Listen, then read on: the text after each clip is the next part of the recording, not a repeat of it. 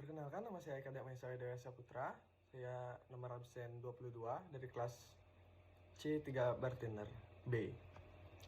Kali ini saya akan menjelaskan materi-materi yang sudah pernah disampaikan oleh Pak Kiki, yaitu materi pertama, definisi pariwisata. Dapat dilihat dari berbagai sudut pandang dan juga tidak memiliki batas-batasan yang pasti. Para ahli pariwisata banyak yang berpendapat definisi pariwisata dari berbagai sudut pandang. Tetapi dari berbagai definisi tersebut mempunyai makna yang sama. Sedangkan pengertian secara umum pariwisata adalah satu perjalanan yang dilakukan seseorang atau sekelompok orang untuk sementara waktu yang diselenggarakan dari suatu tempat ke tempat lainnya dengan meninggalkan tempat semula dan dengan suatu perencanaan atau bukan tujuan mencari nafkah di tempat yang dikunjunginya, tetapi semata-mata untuk menikmati kegiatan rekreasi untuk memenuhi keinginan yang beraneka ragam. Menurut Pendit tahun 1994, ada beberapa jenis pariwisata yang sudah dikenal, antara lain wisata budaya, wisata olahraga, wisata komersial, wisata industri, wisata bahari, dan terakhir wisata cagar alam.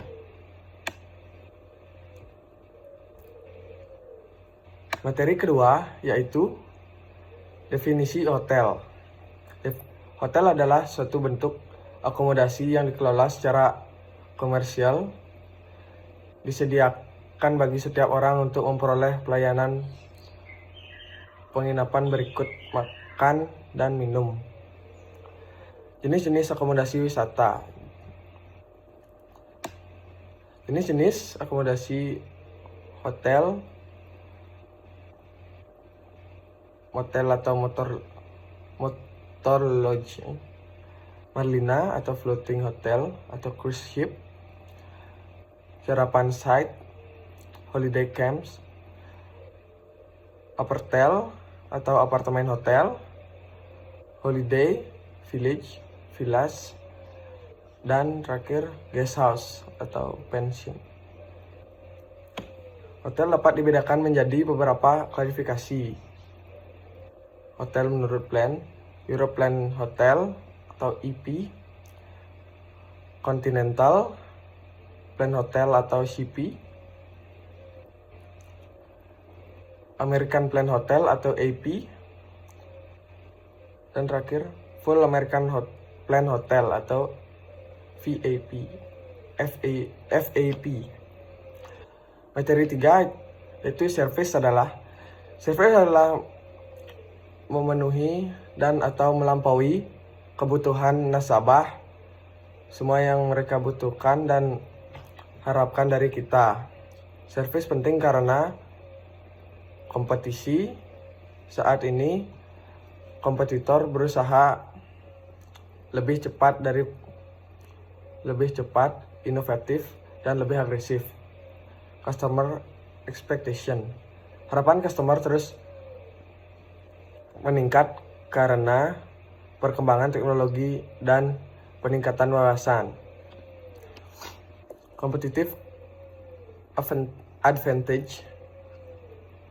Service yang baik merupakan keunggulan yang spesifik, mengingat saat ini produk relatif sama. Tugas pegawai. Tugas kita semua sebagai seorang customer service dari suatu perusahaan. Customer adalah customer yang membutuhkan pelayanan kita pasif. Siapapun yang kita butuhkan atau untuk kesuksesan dan pencapaian. Komunikasi. Proses penyampaian pesan oleh seorang kepada orang lain untuk memberitahu, mengubah sikap. pendapat atau perilaku, baik secara lisan atau tidak langsung. Bagaimana menciptakan first impression yang baik? Yang pertama, berpakaian rapi, hadir tepat waktu, mengingat nama, bahas hal yang menarik, jadi pendengar yang baik, selalu tersenyum, jangan lupa jabatan tangan. Handling komplain. Mengapa pelanggan mengeluh? Kenyataan yang diterimanya tidak sesuai dengan harapan. Beberapa bunyi keluhan pelanggan. Yang pertama, saya menunggu lama sekali sebelum dilayani. Yang kedua, ini bagaimana sih kok saya dioper-oper. Yang ketiga, prosesnya berbelit-belit. Yang keempat, kok tidak sesuai dengan promosinya. Teknik menghadapi keluhan pelanggan. Yang pertama, listen attentively. Nomor 2, apologize and empathy. Nomor 3, solve the problem. Dan terakhir, thank the customer. Sikap ketika menghadapi keluhan pelanggan. Tetaplah berpikir segera merespon positif, bertanggung jawab tanpa menyalahkan rekan atau perusahaan, tawarkan solusi secara personal, dan tindak lanjuti. Itu materi terakhir kali ini, melakukan komunikasi melalui telepon. Berkomunikasi melalui telepon adalah salah satu metode yang umum dalam bisnis. Makanya, ada beberapa etika yang perlu diperhatikan ketika menelepon. Ketika menelepon, yang harus diterapkan, yang pertama, menjawab dalam 3 dering. Yang kedua, menyapa dengan ramah. Yang ketiga, memperhatikan bahasa tubuh. Yang keempat,